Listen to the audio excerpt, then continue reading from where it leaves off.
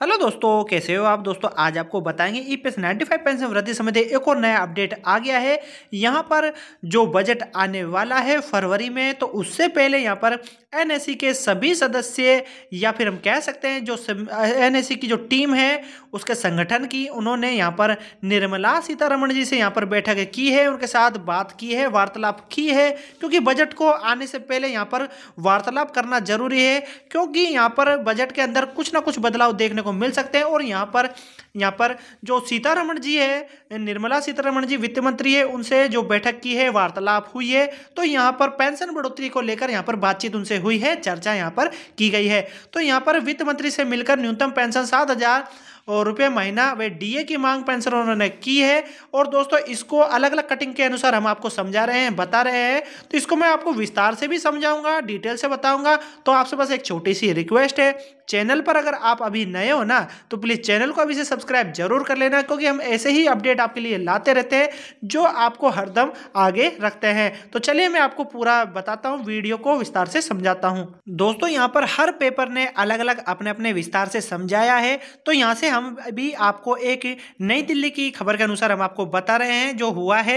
EPFO pensioner ने वित्त मंत्री निर्मला सीतारमण जी से दिल्ली में मुलाकात की है और पेंशन से जुड़ी लंबित मांगों को जो बहुत सालों से चली आ रही है उन पर चर्चा की है, क्योंकि बजट सत्र आने वाला है तो उस पर वह क्या एक्शन करने वाली है। तो यहाँ पर उन दोनों से बात की है निर्मला सीतारमण जी से। तो एनएससी के जो भी सदस्य है, संगठन के टीम है, वह वहां पर जाकर वार्तालाप की है। तो वार्तालाप में क्या क्या बातें हुई है मैं आपको विस्तार से समझा रहा हूं। यहाँ पर देखिए दोस्तों, ईपीएस 95 पेंशनरों ने के एक प्रतिनिधिमंडल ने दिल्ली में वित्त मंत्री निर्मला सीतारमण जी से मुलाकात की है और न्यूनतम पेंशन 7,500 प्रति माह के साथ महंगाई भत्ता डीए की अपनी लंबित मांगों को लेकर चर्चा की है। और इसमें वित्त मंत्री ने प्रति जो मंत्रिमंडल है उस पर आश्वासन दिया है उनको, और कहा कि उनकी मांगों पर सहानुभूतिपूर्वक विचार किया जाएगा। और ईपीएस 95 पेंशन आंदोलन समिति के राष्ट्रीय अध्यक्ष कमांडर अशोक रावत ने केंद्रीय और राज्य सरकार, पीएसयू, निजी संगठनों और देश भर के कामगारों से जुड़े 78 लाख से अधिक पेंशन भोगियों को, जो पेंशन भोगी है, उनकी दुर्दशा पर यहाँ पर प्रकाश डाला है। और यहाँ पर उन्होंने ये भी बताया कि पेंशनरों ने 7 से 8 वर्षों या यहाँ पर जितने भी वर्ष हो चुके हैं, आपको पता ही होगा, न्यूनतम पेंशन 1,000 से बढ़ाकर 7,500 करने और डीए जोड़ने और पेंशनरों वे उनके जीवन साथी के लिए मुफ्त चिकित्सा उपचार की मांग की है। और यहाँ पर कमांडर रावत जी ने यहाँ पर कहा है कि वित्त मंत्री निर्मला सीतारमण जी से जो कहा गया है कि पेंशनरों की मांगों पर एक गहरी सहानुभूति पर विचार किया है और जाएगा। और यहाँ पर आश्वासन हमें उम्मीद देता है कि लेकिन यहाँ पर सरकार को आगामी बजट में 7,500 न्यूनतम पेंशन और डीए की जो घोषणाकारी उनकी जो इच्छा है वो सोच रहे हैं, जैसा एनएससी के सभी सदस्य।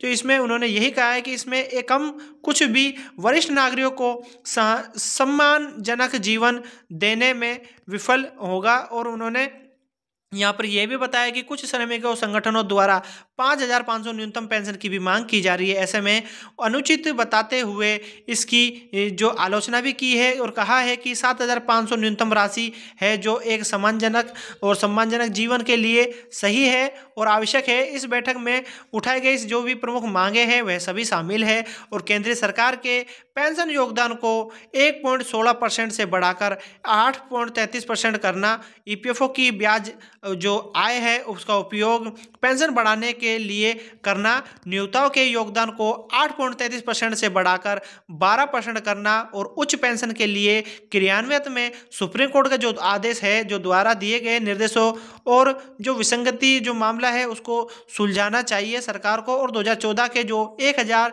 न्यूनतम पेंशन की जो घोषणा है उसके बावजूद भी अभी तक कई जो है उनको 36.60 लाख से अधिक पेंशन भोगियों इसमें कम राशि प्राप्त कर रहे हैं। ऐसे में प्रतिमंडल ने वित्त मंत्री से इन सभी जो खामियां हैं, कमियां हैं, उनको दूर करने के लिए सभी पेंशनरों को न्यूनतम और न्याय दिलाने के लिए, जो भी उनका न्याय है वो दिलाने के लिए आग्रह किया है। और यहाँ पर राष्ट्रीय महासचिव वीरेंद्र सिंह रजावत जी, राष्ट्रीय मुख्य समन्वय रमाकांत नरगुणे जी, और यहाँ पर राष्ट्रीय सलाहकार डॉक्टर PN पाटिल जी और राष्ट्रीय सचिव रमेश बनुहुल्ला निर्मला वित्त मंत्री, माफ़ी चाहता हूँ यहाँ पर नाम बोलने में कोई दिक्कत आ जाए तो, और नए वित्त मंत्री से हुई जो ये बैठक है उसमें बाद में आश्वासन व्यक्त किया है। जो वित्त मंत्री का जहाँ पर आश्वासन उनके द्वारा दिया गया है वो सकारात्मक कदम है, लेकिन हमें इस बजट में ठोस कार्रवाई करनी चाहिए। जिन्होंने इस देश की प्रगति और योगदान में भलाई की है और उन्होंने साथ दिया है, ऐसे में अपने शेष जीवन को सम्मान और गरिमा के साथ जीने का अधिकार है उन्हें, और उन्हें दिलाना चाहिए। यहाँ पर कमांडर रावत जी ने निष्कर्ष में यह कहा है। तो दोस्तों इसके अनुसार जो ये सभी कटिंग है आप यहाँ पर देख सकते हो, सभी न्यूज़पेपरों ने अलग अलग अपने अपने विचार यहाँ पर दिखाए हैं, लेकिन सामान्य सी यह बात निकल कर आ रही है जो ईपीएस 95 पेंशन धारक है, एनएससी संगठन है, उनके सभी जो मंत्रिमंडल है उनके द्वारा, संगठन के द्वारा जो भी मीटिंग हुई है निर्मला सीतारमण जी से, वह सभी यही बात करते और यहाँ पर यही सुलझाया गया है, समझाया गया है कि जो 7,500 की मांग है उसको पूरा किया जाए और न्यूनतम पेंशन 1,000 से बढ़ाकर की जाए, और यहाँ पर डीए की सुविधा भी दी जाए और